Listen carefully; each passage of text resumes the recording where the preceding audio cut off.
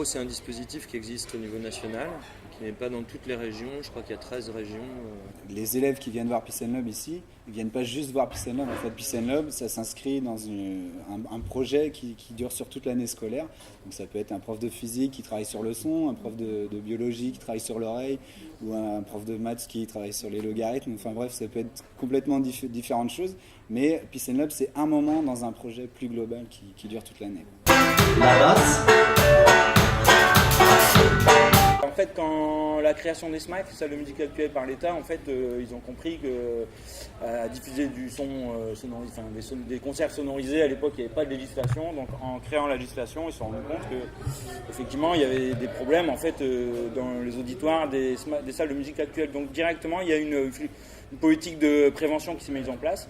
C'est dans ces années-là que naît une musique qui va plaire aux jeunes. C'est tout simple, c'est qu'en fait, on voulait un peu réactiver la curiosité ou le côté critique des jeunes quant à la musique qu'ils consomment aujourd'hui. Et donc, il a fallu expliquer pourquoi on est passé de Elvis à la techno en 50 ans. On l'a fait simplement. On parle vraiment que des grosses dates, mais voilà,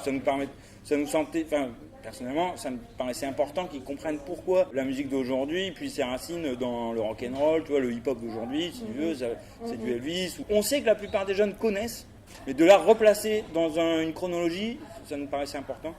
Parce qu'en fait, sinon, tu parles avec des jeunes dans les ateliers. Et c'est vrai que pour eux, tout arrive en 98. Quoi. Puis les replacer dans un contexte sociopolitique aussi, parce que quand aujourd'hui on voit l'affluence, l'avalanche de musique ultra commerciale, c'est intéressant aussi de se rappeler que tous les styles de musique sont nés sur des fonds de misère sociale. Ce sont toujours les innocents au centre des tirs. Kenny Arcana n'hésite pas à dénoncer les problèmes de notre société. Évidemment, ces deux nouveaux supports vont atténuer la popularité de cette plateforme unique. Et c'est ça qui est intéressant, parce que du coup le message passe complètement différemment si les élèves ont déjà des notions de ce dont on aborde. En fait, nous on aborde des notions qui sont relativement complexes, mais en les simplifiant au maximum, parce que sur 1h30, on ne peut pas leur donner plus d'infos que déjà ce qu'on donne, c'est vraiment beaucoup. 92, Identity, ça augmente bizarrement ces décibels. Donc voilà, on essaie nous de condenser, mais ce qui est intéressant, c'est que ce soit repris soit en amont, soit en aval par les profs.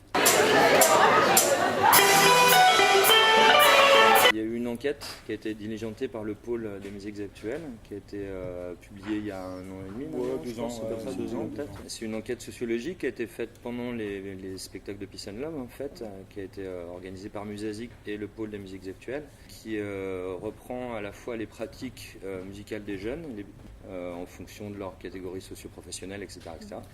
Et puis à la fin de ce rapport, il y a une partie aussi avec des questions qui étaient sur ce que vous pensez du spectacle, quelles incidences ça a pu avoir sur vos habitudes, enfin sur vos actions, quoi.